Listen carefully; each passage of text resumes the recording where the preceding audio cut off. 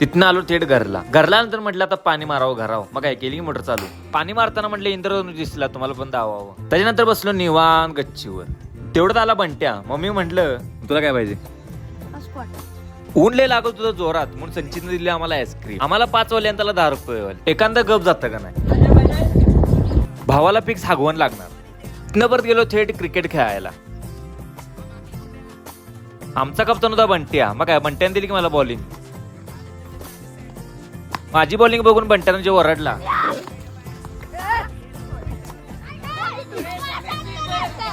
तिथनं आलो परत घरी आणि ह्या क्यूटनेसला भागात तोडच नाही.